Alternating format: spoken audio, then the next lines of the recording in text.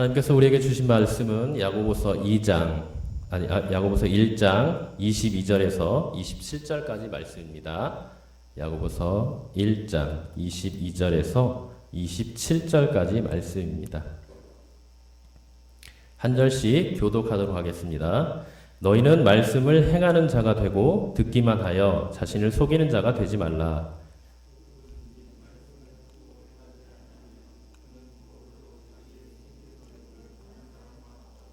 제 자신을 보고 가서 그 모습이 어떠했는지를 곧 잊어버리거니와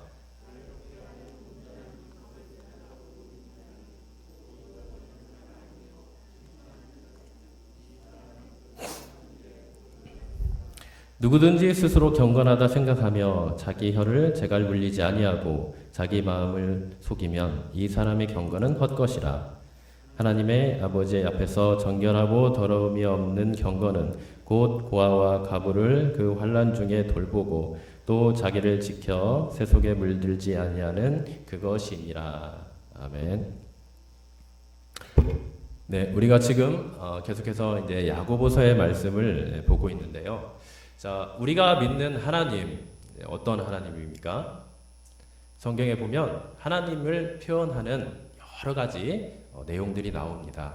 하나님의 성품과 또 하나님께서 이 인류의 역사 가운데 어떤 일을 행하셨는지 그분의 사역에 대해서 계속해서 창세기부터 요한계시록까지 나오는데요. 그래서 우리가 하나님은 어떠한 분인가 성경에 살펴보면 하나님은 어떠한 분이죠? 사랑의 하나님이시고요. 또 선하신 하나님, 의로우신 하나님, 거룩하신 하나님, 또 지혜와 능력이 많으신 하나님, 또 그 자신이 하신 말씀을 반드시 이루시고 성취하시는 신실하신 하나님으로 묘사되고 있습니다. 자, 우리가 이렇게 하나님의 성품과 그분의 사역을 우리가 되짚어 볼 때 한마디로 우리는 뭐라고 말할 수 있냐? 하나님은 말씀이시다. 이렇게 말할 수 있어요. 그리고 말씀하시는 하나님이다. 또 말씀 가운데 이 세상을 주관하시고 다스리시고 통치하시는 우리의 주인 되시고 왕 되시는 하나님이다. 이렇게 표현을 할 수 있습니다. 그러니까 결국 하나님을 한마디로 표현할 때 이 말씀과 연관지어 우리가 표현할 수 있고요. 하나님은 결국 말씀의 하나님이라고 볼 수가 있습니다. 자, 야고보. 지금 이 야고보서를 쓴 야고보는 어떤 사람이라고 했죠, 우리가? 바로 예수님의 형제라고 했습니다. 그죠? 그렇기 때문에 누구보다도 예수님에 대해서 잘 알고 있는 사람이에요. 예수님은 그럼 어떤 사람입니까? 바로 하나님이시자 하나님의 아들이세요. 그렇기 때문에 야고보는 이 예수님과 어렸을 때부터 계속해서 같은 삶을 살면서 이 예수님이 어떠한 분이라는 것을 알았어요. 결국 하나님이 어떠한 분인가를 알고 있었다는 것이죠. 그래서 이 야고보서를 쓸 때도 결국은 자신이 어렸을 때부터 함께 한 그 하나님이시자 그분의 아들이신 이 예수님이 어떤 분인가, 결국 하나님이 어떠한 분인가에 대한 바른 인식 가운데 이 야고보서를 썼다는 거예요. 그러니까 예수님이 어떠한 분인가, 그것을 기초로 해서 야고보서를 썼다는 겁니다. 그럼 예수님은 어떤 분이에요? 방금 말한 것처럼 말씀의 하나님이라는 겁니다. 말씀 자체이시고 말씀으로 역사하시고 말씀 가운데 자신의 뜻과 계획을 이루시는 분이라는 것이죠. 그래서 야고보가 이제 이 야고보서를 썼는데요. 자, 그래서 우리가 저번 주에 제가 말씀드렸듯이 이 야고보서의 핵심되는 구절이 있다고 했어요. 핵심되는 구절. 그 구절이 몇 절과 몇 절이라고 했죠? 18절과 1장 18절과 21절이라고 했습니다. 21절. 그죠? 네. 18절. 자, 여기에 핵심되는 단어는 무엇입니까? 핵심되는 문장은 바로 마지막 부분에 보면 자기의 뜻을 따라 진리의 말씀으로 우리를 낳으셨느니라. 이렇게 말씀하시죠. 그러니까 이제 말씀과 또 연관이 돼요. 그죠? 하나님이 말씀이시기 때문에 또 21절에 보면 또 뭐라고 나옵니까? 너희 영혼을 능히 구원할 바 마음에 심어진 무엇을 따라? 말씀을 따라 온유함을 받으라. 이렇게 말씀을 지금 하고 계세요, 야고보가. 자, 그러면 야고보가 지금 어떠한 말씀의 기초에서 어떠한 지금 생각으로 이 야고보서를 썼다고 했어요? 바로 하나님이 누구신가 거기에 대해서 기초해서 썼다고 그랬죠? 하나님은 어떤 분? 말씀이시고 말씀으로 역사하시는 하나님이다. 예, 그에 대해 기초해 썼습니다. 그래서 18절에서는 그 말씀을 기초로 해서 이루어진 일이 무엇입니까? 바로 우리를 낳으셨다는 거예요. 낳으셨다. 낳으셨다는 게 뭡니까?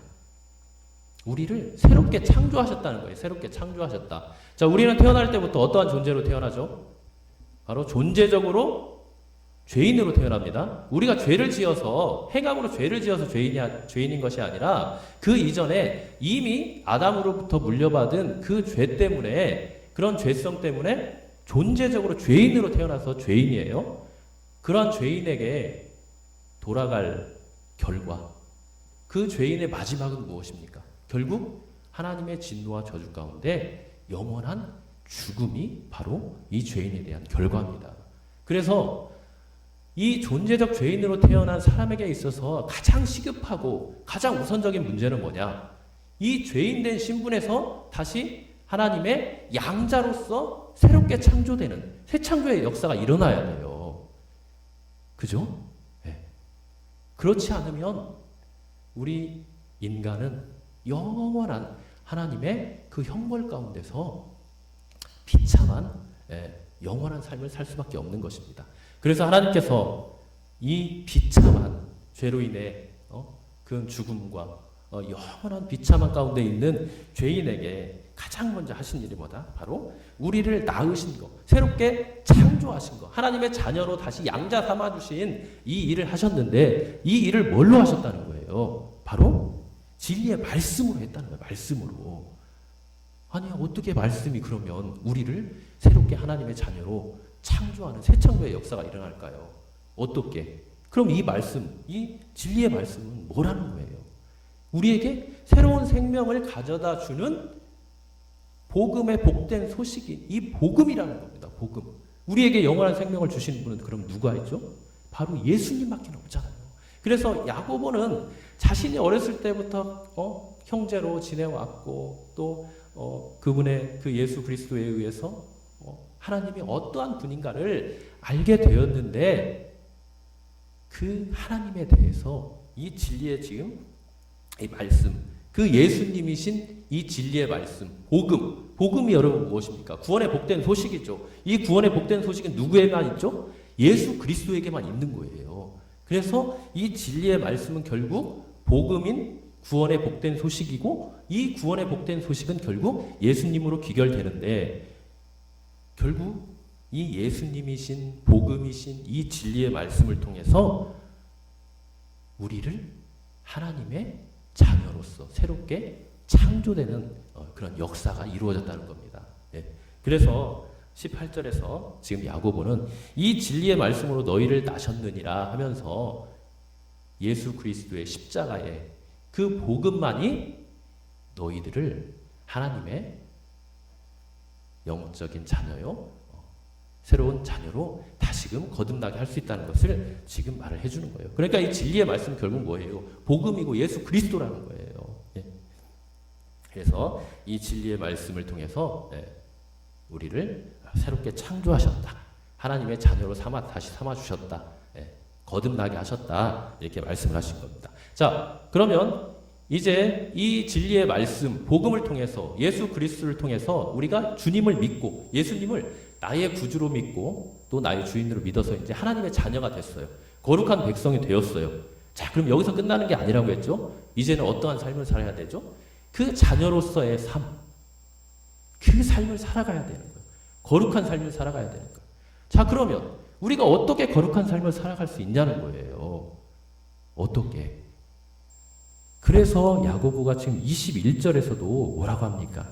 그렇기 때문에 너희 영혼을 능히 구원할 바 마음에 심어진 무엇을 받으라?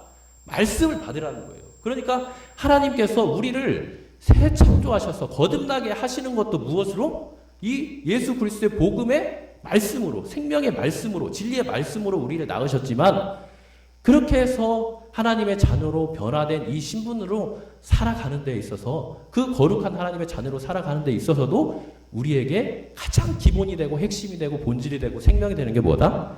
바로 그 말씀이라는 거예요. 예. 그러니까 이 말씀은 결국 우리를 다시 하나님의 자녀로서 회복시켜 주시고 그 하나님의 자녀로서 살아갈 수 있도록 하는 가장 근본이요, 핵심이요, 본질이 되는 거라고 할 수 있습니다. 네. 왜요? 그 말씀이 누구이기 때문에? 하나님이시기 때문에. 하나님. 그죠? 그래서 하나님은 요한복음 1장에 보면 자신을 뭐라고 해요? 말씀이 뭐다? 하나님이다. 그리고 그 말씀이 어떻게 했다고 했죠? 이 땅 가운데 임했다 그랬잖아요. 그죠? 네. 그러니까 하나님은 그냥 말씀만 하시는 분이 아니에요. 자신이 말씀이면서 말씀을 하시면서 그 말씀을 실제적으로 본인 스스로가 이루시고 성취하시는 분이 하나님이라는 거예요. 그래서 우리가 하나님을 믿을 수 있는 겁니다. 우리 사람도 마찬가지죠. 사람과 사람 사이에 교제를 하며 또 관계를 맺어가며 약속을 합니다. 그죠? 서로 우리 언제 만나자 아니면 내가 뭘 해줄게 하면서 약속을 해요. 그런데 우리가 그 약속을 지키는 사람과 지키지 못하는 사람이 있어요. 그죠? 네. 여기서 이제 그 사람이 신실하냐 그 사람이 진짜냐 가짜냐가 판결이 나는 겁니다. 그 약속을 제대로 지키고 그 사람과의 관계에 있어서 신뢰를 지키는 사람은 진짜 사람이에요. 우리가 믿을 만한 사람이에요. 그죠? 그러나 말만 하고 지키지 않는 사람, 여러분 신뢰할 수 있습니까? 신뢰할 수 없죠. 하물며 사람도 이러는데요. 하나님은 어떨까요? 여러분 이 성경이 뭘로 이루어졌다고 했죠? 약속으로 이루어졌어요. 약속인데 어떤 약속? 하나님께서 우리에게 해주신 그 말씀의 약속으로 이루어졌다는 말이에요. 하나님은 그럼 뭘 약속하셨습니까? 가장 약속의 핵심이 뭐예요? 그런 이제 언약이라고 하는데 그 말씀의 핵심은 그겁니다. 나는 너의 뭐가 된다? 하나님이 되고 너희는 나의 백성이 된다. 이거예요. 그러니까 하나님은 우리를 계속해서 자녀로 우리를 받아주시고 자녀로 계속해서 함께 머물고 교제하시기를 원하시는 분이 바로 하나님이라는 거예요. 근데 문제는 누구예요? 우리가 문제인 거예요. 우리는 계속 아담의 범죄를 어떻게 해요? 계속해서 그런 하나님과의 사랑과 그 하나님의 그 인자하심과 은혜에 머무르는 것이 아니라 어떻게 하면 하나님을 반역하고 내 마음대로 살아가고 내 소견대로 살아가고 어떻게 하면 내 쾌락과 이 세상의 명예와 이 세상에 있는 모든 즐거움 가운데 살아갈까 오직 그 궁리만 하는 게 바로 사랑이에요. 근데 참 희한하죠. 그렇게 이 성경의 역사를 보나 우리 인류의 역사를 보나 계속해서 하나님 앞에 반역하고 내 마음대로 살아가고 죄만 짓고 그런 인간에게 하나님은 왜 이렇게 자비하시고 왜 이렇게 은혜를 베푸시고 왜 이렇게 긍휼을 쏟아 부으실까요? 이 하나님 우리가 도저히 이해할 수가 없어요. 할래도. 다만 우리는 뭘 알 수 있어요? 이 성경의 말씀을 통해서 또 인류의 역사와 이 성경을 통해서 하나님께서 보여주신 그 놀라운 구속의 역사, 은혜의 역사를 통해서 우리는 하나님이 이런 분이구나. 이렇게 사랑이 많으고 인자한 분이고 긍휼이 많으시고 우리와 늘 함께 하시고 싶으신 분이구나. 그거를 그냥 깨닫고 감사하고 찬양할 뿐입니다. 우리가 하나님께 감사해요. 그죠? 우리의 마음을 다해 감사하고 우리의 마음에 깊은 감동이 우러나서 감사를 합니다. 찬양을 해요. 그런데 그 감사가 깊으면 얼마나 깊겠습니까? 그죠? 그 하나님의 위대하심과 광대하심, 그 크신 하나님의 위엄을 우리가 얼마나 솔직히 이해한다고 얼마나 이해하겠습니까? 그죠? 그 크신 하나님을. 그래서 혹자는 이렇게 말했죠. 유한은 무한을 품을 수 없다. 그렇게 말했어요. 우리는 유한한 존재예요. 생각하는 것이나 감사하는 것이나 모든 부분에서 유한해요. 그래서 그 광대하신 하나님을 품을 수가 없어요.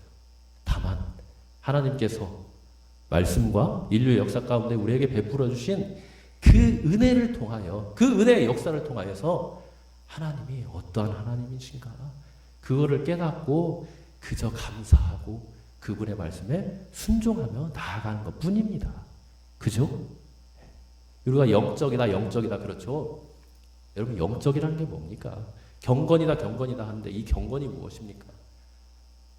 사실은요, 하나님과 이 말씀을 통하여서 또 성령님을 통하여서 깊이 교제하고 깊이 알아가면 알아갈수록 우리의 감사와 우리의 감격과 하나님의 영광을 보는 그 스펙트럼이, 그 깊이가, 그 높이가, 넓이가 넓어집니다. 이게 바로 영적으로 깊어진다는 의미예요. 이게 바로 더욱더 우리가 경건의 모습으로 나아간다는 겁니다.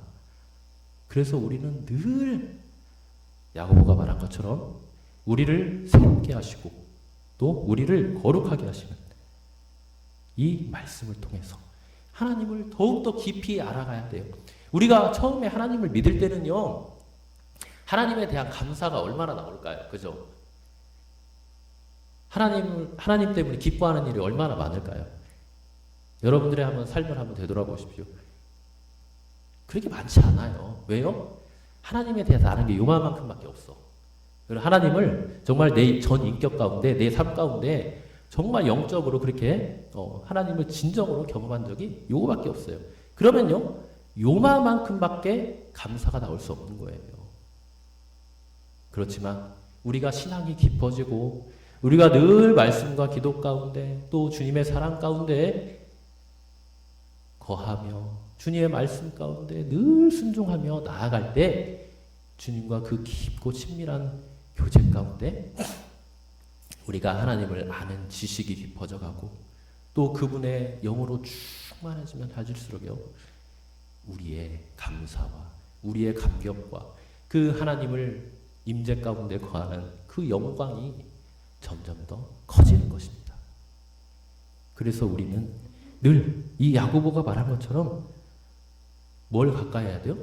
진리의 말씀을 가까이 해야 돼요. 이 진리의 말씀은요, 그래서 믿지 않는 자에게는 뭐가 돼요? 생명이 됩니다. 18절에 있는 것처럼 우리를 낳으셨다고 했잖아요. 믿지 않는 자들에게는요, 이 진리의 말씀이 그들에게 하나님의 생명을 불어넣는 생명의 통로가 돼요. 그리고 예수님을 그 생명을 가지고 그 생명으로 살아가는 우리 성도들에게는 뭐가 됩니까? 바로 20절과 21절에 있는 말씀처럼 점점 우리가 하나님의 성품을 닮아가고 그분의 뜻 가운데 살아가는 그 거룩함의 삶을 살아가는 거예요. 하나님의 의를 이루며 살아가는 거예요. 마태복음 6장 33절에 있는 말씀처럼 하나님의 나라와 의를 위하여 사는 삶을 살아가는 것입니다. 네. 처음에는 우리가 예수님을 믿어도 우리가 버리지 못한 게 너무 많아요. 그렇기 때문에 이 하나님의 나라와 의에 대해서 제대로 알지도 못하고요, 그렇게 살아가지도 못합니다. 그러나 정말 하나님이 어떠한 분인가, 말씀이시고 말씀으로 역사하시고 말씀으로 우리가 가르쳐 주신 그 하나님을 말씀으로 우리가 전 인격적으로 알아갈 때 우리는 점점 그분을 사랑하게 되고 그 말씀 가운데 그분을 뜻을 이루면서 살아가게 되는 것입니다. 그래서 우리가 늘 하나님의 말씀을 가까이 해야 돼요. 하나님의 말씀이 없이는 우리에게 생명도 없습니다. 하나님의 말씀이 없이는 우리의 거룩도 없어요. 하나님의 말씀이 없이는 우리의 의로움도 없습니다. 결국 모든 생명과 모든 은혜의 풍성함이 어디에서 나오는 거예요? 하나님의 말씀에서 나오는 것입니다. 그렇기 때문에 여러분들 정말 바쁘죠? 피곤하죠? 예, 말씀 볼 시간 없을 수도 있어요. 그런데요, 다 핑계입니다. 예, 다 핑계예요. 어떻게든 우리가 말씀을 보면 한 절이라도 볼 수 있는 게 우리들이에요. 그래서 늘 우리는 사도 바울과 같이 우리의 연약한 육신에 쳐서 주님 앞에 복종해야 됩니다. 그 말씀에 복종을 해야 돼요.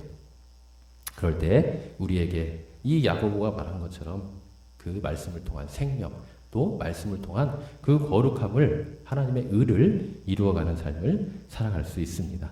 자, 그래서 오늘 말씀을 보면 이제 22절부터 이제 오늘 본문이 시작되잖아요. 그래서 시작할 때도 야고보는 또 뭘로 시작을 합니까? 너희는 뭘 행하는 자가 되라? 말씀을 또 행하는 자가 되라고 또 말씀으로 또 시작을 하고 계세요. 그러니까 이 야고보는요, 철저하게 자신의 전 인격과 삶이 뭘 기초로 해서 이루어졌다는 거예요.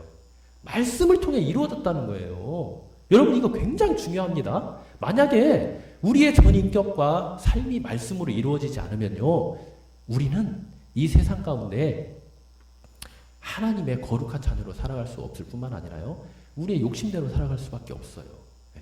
그렇기 때문에 우리는 무조건 1순위, 1번이 되는 기초, 기준, 그게 뭐다? 하나님의 말씀이 돼야 되는 겁니다. 자, 그러면서 야고보가 이제 뭐라고 합니까? 너희는 말씀을 행하는 자가 되고 듣기만 하여 자신을 속이는 자가 되지 말라, 이렇게 말씀하고 계시죠. 자, 거기에 보면 되고와 되지 말라 이렇게 명령어가 있어요. 뭐가 되라는 거예요? 말씀을 행하는 자가 되라. 그리고 자신을 속이는 자가 되지 말라. 그러니까 말씀을 행하는 자는 결국 어떤 사람이라는 거예요? 자신을 속이지 않는 사람, 진실된 사람, 하나님의 뜻 가운데 행하는 사람 될 수 있다는 거예요. 여러분, 하나님의 뜻 가운데 살고 싶으시죠? 그죠? 매일 우리가 기도하는 게 그거 아닙니까? 하나님의 뜻을 깨닫게 하시고 그 뜻 가운데 우리가 머물게 하시고 그 뜻을 행하며 살게 해달라고 매일 이렇게 기도를 하죠. 자, 그런데 그렇게 기도를 하는데 결국 말씀대로 살지 않아요. 이거는 뭐예요? 자기 자신을 속인다는 거예요. 속인다는 거. 그런 경우 많이 있을 겁니다. 그죠? 내가 분명 말씀을 알았어요. 그리고 그 말씀대로 행해야 돼요. 행하지 않았어요? 속인다는 거예요. 자기 자신을 속인다. 자, 하나님은 왜 그러면 이 말씀을 행하는 자가 되라 이렇게 말씀을 하셨을까요? 말씀을 행하는 자라. 말씀을 행해야 된대. 행해야 된대. 말씀을 행해야 우리가 구원을 얻기 때문일까요? 이건 그런 내용이 아니에요. 이 초점은 지금, 그죠? 이미 우리는 구원 얻은 존재예요. 구원 얻은 존재로서의 말씀을 행하는 자가 되라는 거예요. 그죠? 구원의 조건이 아니라는 거예요.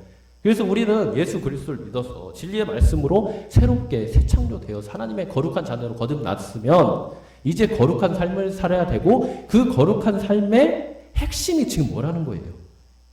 말씀을 행하는 거라는 거예요. 행하는 거. 그래서 21절에 보면 거기에 뭐라고 나있죠? 마음에 심어진 말씀을 어떻게 하라? 온유함으로 받으라는 거예요. 온유함이라는 건 겸손함으로 받으라는 거예요. 겸손함으로 받아요. 그리고 그 말씀을 바로 이제 22절 윗주 21절에 그 말씀을 온유함으로 받으라고 했죠. 그죠? 자, 온유함으로 받으라는 이 말을 떠오르면 여러분들은 어떤 생각이 듭니까? 그냥 목사님이나 우리 같은 사역자들이 말씀을 전할 때 그래, 아멘, 아멘 하면서 잘 마음에 새기고 잘 그 뜻이 무엇인지 헤아려 보고 보통 요 정도까지만 딱 생각을 합니다. 그죠? 그런데 지금 21절과 22절의 맥락에서 보면요, 마음에 심어진 말씀을 온유함으로 받으라는 말은요, 그 정도 수준이 아닙니다.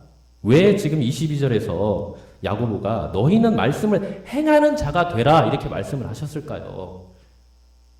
그것은요, 21절에 말씀을 온유함으로 받으라는 이 말씀이 결국 완성되고 그 말씀이 의미하고 있는 본질이 뭐냐는 거예요.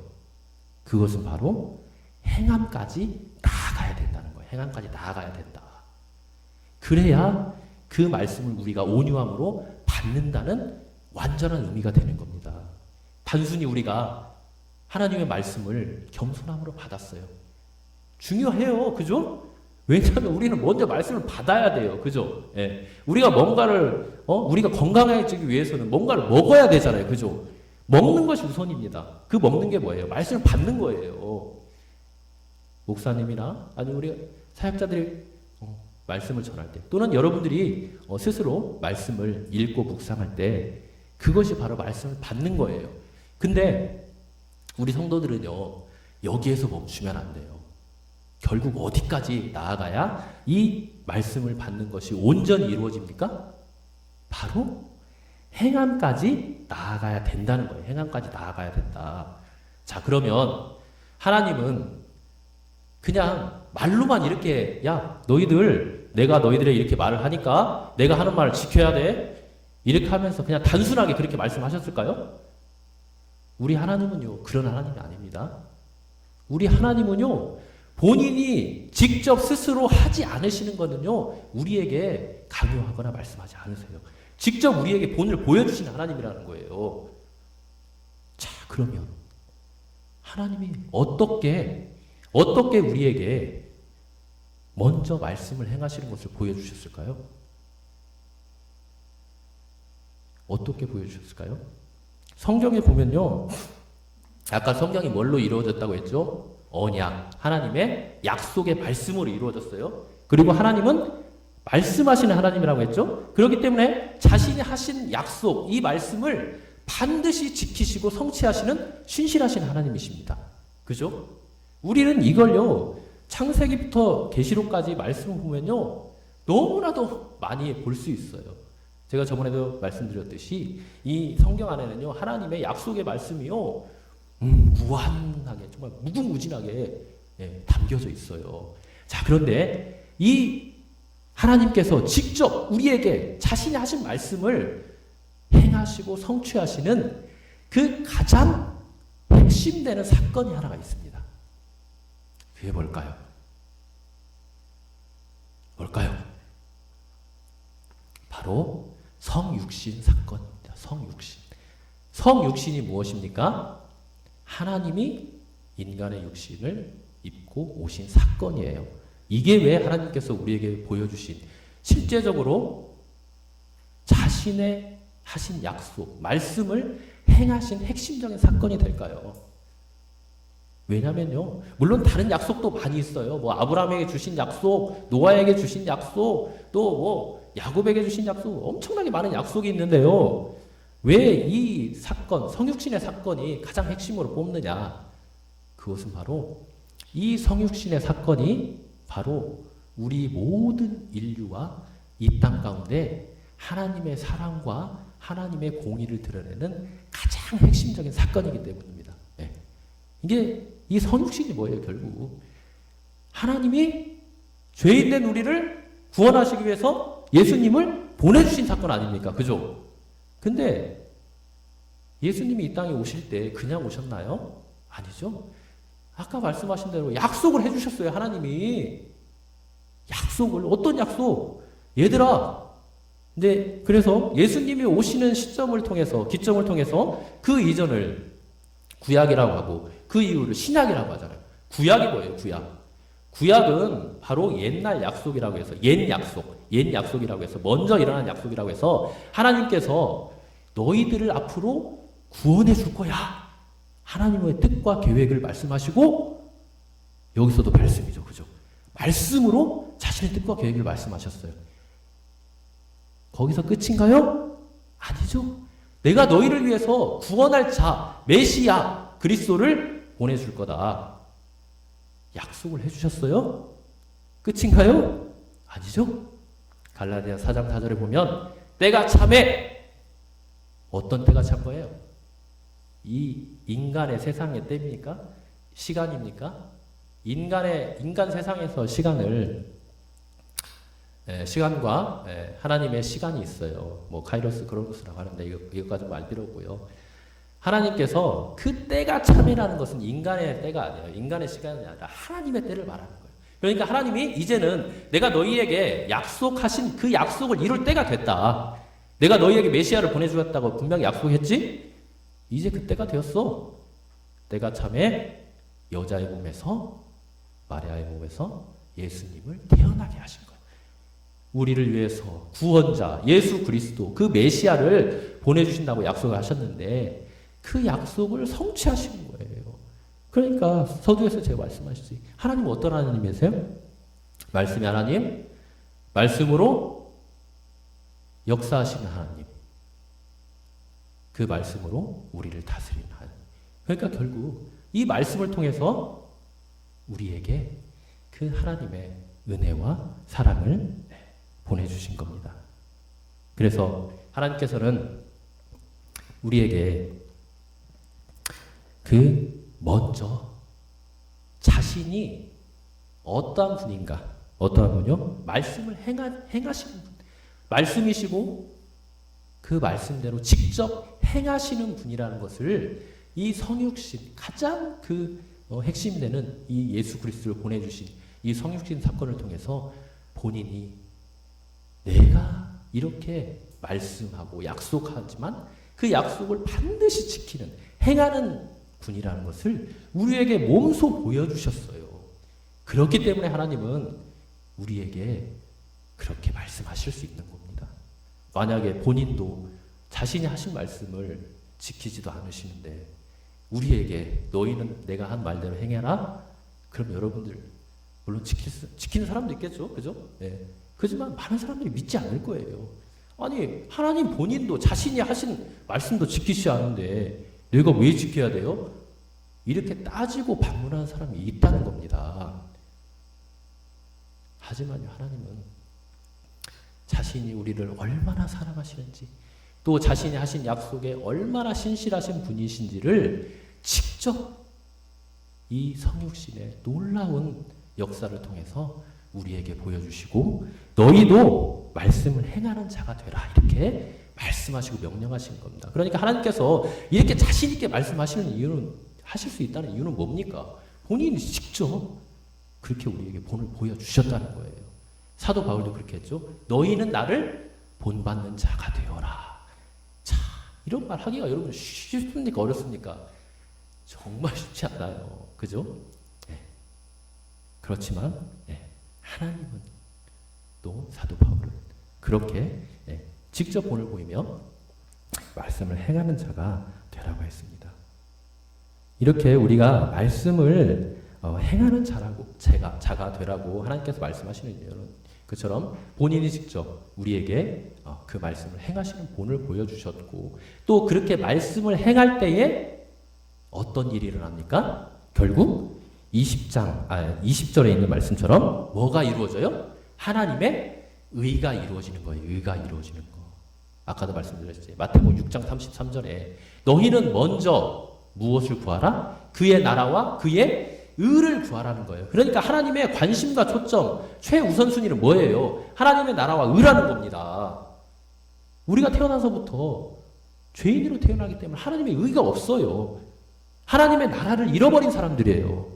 그런 사람들에게서 가장 최우선적인 일이 뭐겠습니까? 최우선적인 하나님의 관심과 사랑의 대상이 그 일이 무엇입니까? 바로 이 하나님의 나라와 의를 이루는 거잖아요. 그러려면 어떻게 해야 된다? 이 말씀을 행해야 된다. 행해야 돼. 이것을 이제 실천적으로 가져가면요. 그러면 우리가 말씀을 행할 때 이 땅 가운데 하나님의 나라와 의가 이루어진다고 했죠. 어떻게 이루어져요? 그럼 우리가 말씀을 행한다는 건 뭘 말하는 겁니까? 본질적으로 뭘 말하는 거예요? 이 말씀의 핵심, 이 복음의 핵심인 예수 그리스도를 전하는 겁니다. 네. 이 하나님 나라를 드러내는 거예요.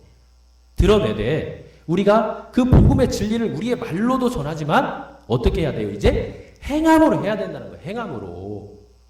이 두 가지가 항상 같이 가야 되는 것입니다. 믿음과 행함은요, 결코 떨어질 수 없는 거예요. 같이 가는 거예요. 믿음이 있는 자에게는요, 반드시 그 믿음에 합당한 행동을 합니다. 행동을 해요. 만약에 그런 행동이나 열매가 없다. 그거는요, 거짓 믿음입니다. 거짓 믿음. 네. 그리고 그 행위가, 그 믿음의 행위가 있으면요, 그 사람이, 진짜 믿음이구나 하고 그 믿음이 증명이 되는 거예요. 물론 사람이 그거를 판단할 수는 없어요. 이거는 하나님만이 아시고 하나님이 판단할 수 있는 것입니다. 그래서 우리가 말은 하고 행동을 하지만 사실은요, 말만 하고 우리가 행함을 할 때 진실함이 없는 경우도 있어요. 그죠? 네. 그래서 요한일서에 보면 그런 말씀이죠. 자녀들아, 우리가 말과 혀로만 사랑하지 말고 행함과 무엇으로 하라는 거예요? 진실함으로 하라고 했죠. 행함과 진실함. 행함이 있는데 진실함이 없는 사람이 있어요. 진실함은 있는데 행함이 없는 사람이 있어요. 둘 다 안 된다는 거예요. 우리가 정말 여기서 말하는 이 행함이 있기에는 그 진실함, 예수 그리스도의 참된 복음, 또 그분의 성품, 사랑, 그 모든 것들을 마음의 중심에 담고 진실되게 행함을 해야 된다는 겁니다. 이것이 바로 하나님께서 우리에게 말씀을 행하는 자가 되라고 하시는 그 말씀의 핵심이라고 볼 수 있습니다. 그래서 말씀을 행하는 자가 되면 어떠한 자가 됩니까? 속이는 자가 안 된대요. 그죠? 여기서 말씀을 행한다는 말은 방금 말한 것처럼 진실함이 있어야 돼요. 하나님 말씀에 대한 진리가 있어야 돼요. 그렇지 않고 그냥 겉모양으로만, 겉모습으로만 그렇게 말씀을 행하는 거는요, 이거는 자신을 속이는 것일 뿐만 아니라 뭐가 돼요?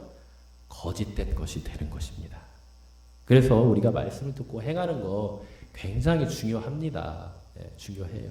그렇지만 늘 이 하나님에 대한 진리의 말씀과 그분의 사랑, 또 그분의 성품을 늘 마음에 담고 함께 이렇게 가야 되는 것이죠. 그래서 23절에 보면은 말씀을 듣고 행하지 않으면 결국 어떤 사람과 같다고 해요? 거울로 자기 생긴 얼굴을 보는 사람과 같다. 자, 거울, 이때 당시에 거울은 어떤 거울일까요? 우리가 지금 보는 것과 같은 그런 거울일까요? 그런 거울이 아닙니다. 그때는 기술이 많이 발달되지 않아가지고요. 거울을 뭘로 만들었냐? 이 청동기 같은 거, 그런 구리 같은 걸로 만들었어요. 그래서 그것을 이렇게 들여다보면요, 뭐 그렇게 뚜렷하게 보이지 않아요. 그냥 희미하게 보일 뿐이에요. 그런데 그렇게 희미하게 보이고 또 보는 것도 희미한데 우리가 뒤돌아서 다시 생활을 하다 보면 그 얼굴이 잘 기억이 날까요? 잘 기억이 안 나죠. 그거와 같다는 거예요. 그러니까 우리가 말씀을 행하지 않는 사람은 결국 어떤 사람과 같다? 그 말씀을 들었지만 금방 잊어버린 사람과 같다는 거예요. 이게 없는 거라, 말씀을 안 듣는 거라 마찬가지라는 거예요. 이 말뜻은. 참 불쌍하죠. 불쌍하죠. 비참하고 불쌍합니다. 그래서 우리는 우리가 말씀을 듣고 행하되 우리 안에 정말 우리의 믿음과 신앙 안에 뭐가 있어야 되는가요? 그 말씀에 참된 진리가 있어야 된다는 거예요. 말씀에 참된 내용이 있어야 된다는 거예요. 그리고 그 내용대로 또 우리의 진실함으로 행하는 자가 되어야 된다. 이렇게 말씀을 하시는 것입니다. 그래서 이제 25절에 보면 또 이제 그래서 또 대조를 하죠. 보면 자유롭게 하는 온전한 율법을 들여다보고 있는 자는 듣고 잊어버린 자가 아니요 실천하는 자니 이 사람은 그 행하는 일에 복을 받으라. 자, 자유롭게 하는 온전한 율법은 뭘까요? 자유롭게 하는 온전한 율법. 이게 모세에게 주신 그 구약 시대의 그 율법을 말하는 걸까요? 그 율법의 어떤 외형적인 어떤 모습이나 그런 형식을 말하는 걸까요? 아니죠. 자, 율법은요, 사실 하나님이 우리에게 주신 말씀이기 때문에 선합니다, 원래. 선하고 의로워요. 자, 그런데 우리가 율법을 생각할 때마다 자꾸 부정적으로 생각하는 경향이 있어요. 왜요? 그 율법을 지켜야 되는데 못 지키니까. 그죠? 못 지키면 뭐가 돼요? 그 율법이 우리에게 죄가 되는 거예요. 그래서 우리가 율법을 터부시하고 무서워하고 자, 그럽니다. 자, 그러면 자, 우리가 율법을 제대로 지킬 수 있습니까? 없습니까? 못 지키죠? 그럼 어떻게 돼요, 우리? 다 죽어야 되나요? 어떻게 해야 되죠? 어떻게 해야 돼요? 바리새인 것 같이 막 좁쌀 하나까지 다 세가지고 11조 드리고 막 그렇게 해야 되나요? 그래서 하나님께서 우리에게 해결해 주신 해결책이 있어요. 뭡니까? 뭘까요? 우리 대신에 그 율법을 완전히 지킬 수 있는 분을 보내주시는 거예요. 그리고 그 분을 믿으면 나 또한 그분과 하나가 되고 연합이 되어서 그분이 지킨 것과 똑같이 우리를 여겨주신다는 거죠. 그러니까 나 대신에 누가 딱 앞에 와서 내가 지켜야 될 모든 의로움을 다 지켜버렸어. 근데 내가 그 사람을 믿어. 그러면 하나님이 나 또한 그분과 같이 똑같이 그 하나님이 주신 모든 율법을 다 지켰다, 이루었다, 완성했다, 여겨주신다는 거예요. 이게 바로 하나님의 해결책이에요. 해답이에요. 자, 그분이 누굽니까? 예수 그리스도죠. 하나님은 그랬어요. 우리에게 이 율법의 진노라고 해요. 갈라디아서는 그걸 율법의 진노라고 하는데요. 율법을 우리가 지키지 않으면 어떻게 돼요? 다 죽어야 돼요. 네. 율법이 진노 아래 그래서 다 놓여 있는 사람이에요. 하지만 하나님께서는 예수 그리스도를 이 땅에 보내주셔서 그분이 우리 대신에 모든 율법을 다 지킬 수 있도록 은혜를 주셨습니다. 그래서 로마서에 보면 그 말씀이죠. 예수 그리스도는 무엇의 완성이다? 율법의 완성이다. 율법의 마침이다. 그래서 우리가 정말 그 율법의 저주 아래 있는 하나님의 진노 아래, 하나님의 형벌 아래에 놓여 있는 우리가 참된 생명을 얻고 의롭게 될 수 있는 그 무한한 은혜를 얻었는데요. 누구를 통해서? 이 율법의 마침 되신 예수 그리스도를 통해서 우리가 그렇게 되었다는 겁니다. 이게 바로 그래요. 자유롭게 하는 온전한 율법. 결국 이 율법은요, 예수 그리스도께서 이 땅에 오셔서 십자가와 부활을 통해서 완성하신 그 율법을 말하는 겁니다. 자, 그러면 우리가 그 율법을 온전히 지킬 수 없잖아요. 온전히 지킬 수 있기 위해서는 어떻게 한다고 했어요? 다른 거 필요 없어요. 온전히 그 율법의 완성자 되시는 예수 그리스도를 나의 구원자요 주인으로 믿고 회개하고 주님의 뜻 가운데 살아가면 됩니다. 그 말씀대로 살아가면 돼요. 물론 살아가면서 또 죄를 짓죠. 그럴 때마다 어떻게 해야 돼요?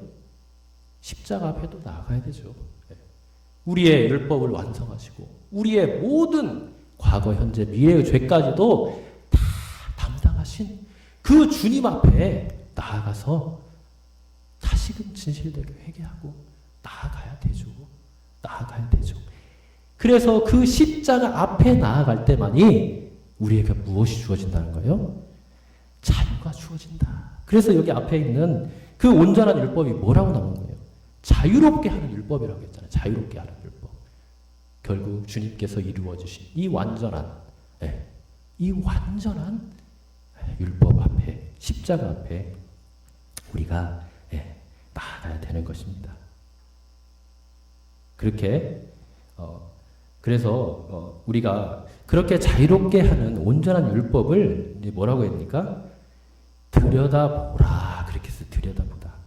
들여다보라는 말은요, 그냥 단순하게 우리가 말씀을 그냥 눈으로 읽고 그냥 흘리는 그런 의미가 아니에요. 멈추어 서서 자세히 주의 깊게 그것을 읽고 묵상하고 하나님의 진리 가운데로 나아가는 게 바로 이 들여다본다는 의미입니다. 그러니까 여러분들이 말씀 많이 읽는 거 중요해요. 그죠? 말씀 많이 듣는 거 되게 중요해요.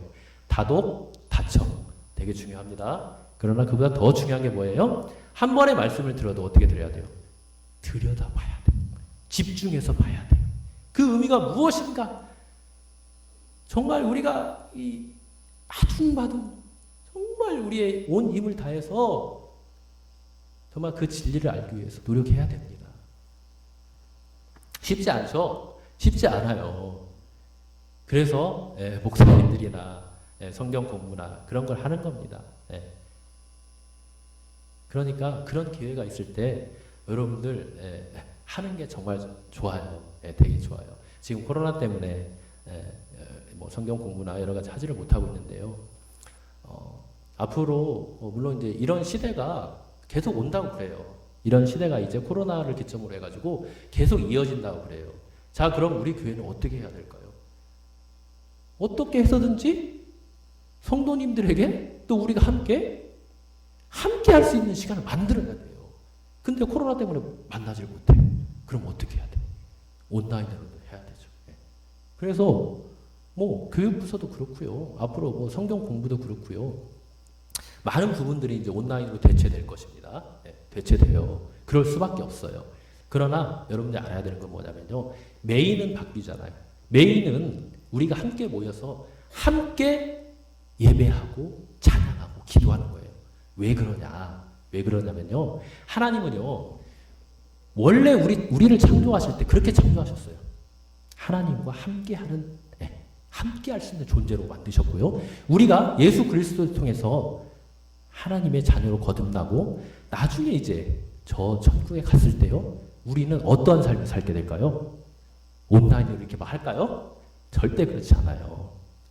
요한계시록에 그게 자세히 나오는데요. 요한계시록에 보면은 하나님을 이 구원받은 백성들이 함께 모여서 찬양하고 경배하고 함께 교제하는 모습들이요 무수히 많이 나와 있어요. 그러니까 우리 성도, 우리 교회의 본질과 모습은 어떤 모습이어야 된다는 거예요? 이렇게 주님 안에서 함께 모여서 얼굴과 얼굴을 맞대고 눈과 눈을 마주치고 마음과 마음이 통하고 손과 손이 따뜻한 온기가 통하고 그런 가운데 성령의 하나 되심 가운데 말씀의 하나 되게 하심 가운데 하나님을 찬양하고 영광을 돌린 데 있다는 겁니다. 이게 바로 예배의 본질이고 이게 바로 하나님의 영광과 임재 가운데 있다는 핵심입니다. 핵심. 그래서요 우리는 어쨌든 모이기를 힘써야 돼요. 그래서 사도 바울도 그랬죠. 모이기를 힘쓰라. 모이기를 패하는 어떤 자들과 같이 하지 마라. 그렇게 했단 말이에요. 모이는 게 핵심입니다. 모이는 게. 물론 불가피하게 못 모일 때는요 온라인으로도 해야 되죠. 그지만 핵심과 메인은 함께 모여서 하나님을 찬양하고 예배하는 거라는 것입니다. 여러분들 이것을 반드시 명심하고요. 우리가 힘을 써야 될 줄 믿습니다. 그래서 이제 마지막으로 이제 우리 27절에 보면요. 자, 하나님 앞에서 이제 정결하고 더러움이 없는 경건이 나옵니다. 경건. 자, 우리의 경건이 무엇입니까? 경건. 경건은 바로 이 전체적인 맥락에서 보면요. 하나님의 말씀을 통하여서 하나님의 뜻을 바로 깨닫고 그분의 말씀대로 행하는 것. 이것이 바로 경건입니다. 자, 지금까지 우리가 봤던 내용의 말씀이 다 그 내용이죠? 그 내용이에요. 말씀의 핵심은. 그래서 결국은 하나님 말씀 가운데 경건이 있는 거예요. 그분의 말씀 가운데. 그분의 뜻을 깨닫고 그분의 뜻대로 행하는 것. 이것이 경건인데요. 그런 맥락으로 봤을 때, 자, 27절에, 그런 맥락으로 하나님 앞에서 정결하고 더러움이 없는 경건. 그러니까 참된 경건. 참된 하나님 앞에서의 그 경건은 뭐다? 고아와 가부를 환난 중에서 돌보고 그 속에서 자신을 지켜 새 속에 물들지 아니하는 것이라고 합니다. 자, 그러니까 고아와 가부는요 단순히 그냥 고아와 가부를 말하는 게 아니에요. 이 고아와 가부는요 이 세상에서 가장 사회적으로 약한 자들, 약자들을 뜻하는 것입니다. 대표하는 거예요. 그래서 고아와 가부를 돌본다는 것은요 이 세상에 있는 많은 약자들, 정신적으로, 육체적으로, 또 영적으로 그렇게 전인격적으로 힘들어하는 사람과 우리가 함께 해야 된다는 거예요. 이 말은 곧 결과적으로 뭐와 이렇게 일맥상통하냐. 너희는 말씀을 행하는 자가 되라. 이 말과 일맥상통하는 것입니다. 물론 우리가 말씀을 잘 듣고 깨닫고 이해하는 거 중요합니다. 그러나 참된 경건, 참된 경건은 그 속에 들어가야 된다는 거예요. 그 속에 들어갈 때 결국 판단을 누가 하시냐? 하나님 아버지가 하신다는 것입니다. 자, 27절 처음에 보면 하나님 아버지 앞에서라고 했죠. 앞에서. 결국 우리가 하는 모든 행동과 말과 듣는 것과 그런 것은 하나님 앞에서 하는 것이고 하나님이 판단하신다는 것입니다. 그러니까 여러분들이 말 한마디 할 때, 선행을 할 때 절대 하나님을 속이려고 하지 마시기 바랍니다. 정말 하나님의 그 마음으로, 하나님께 순종하는 마음으로 그렇게 하시기 바랍니다. 그리고 마지막으로 이제 자기를 지켜 새 속에 물들지 아니하는 그것이라. 이게 또 참된 경건이래요. 자, 이것도 결국에는 말씀과 연관이 돼요. 새 속에 물들지 않는다는 건 뭡니까? 세상과 구별된다는 거예요. 세상과 구별된다는 것은 뭐가 구별된다는 거냐? 나의 생각과 삶의 가치관과 그 가치 판단의 기준이 구분된다는 거예요. 세상 사람들은 그 가치관과 가치 판단의 기준이 무엇입니까? 돈? 명예? 인정과 평판? 칭찬받는 거? 그런 거예요. 하나님은 무엇입니까? 하나님은 오늘 말씀에 있는 것처럼 말씀을 통하여 하나님의 뜻을 깨닫고 그 뜻대로 행하는 것입니다. 행하는 것. 이 점을 우리 명심하시고요. 하나님께서 이 말씀을 통하여서 우리에게 참된 거룩함, 참된 경건의 삶을 오늘 말씀해 주셨는데요. 우리 모든 성도님들은 이 말씀 가운데 하나님의 뜻을 바로 알고 깨달을 뿐만 아니라 그 뜻 가운데 온전히 행함으로써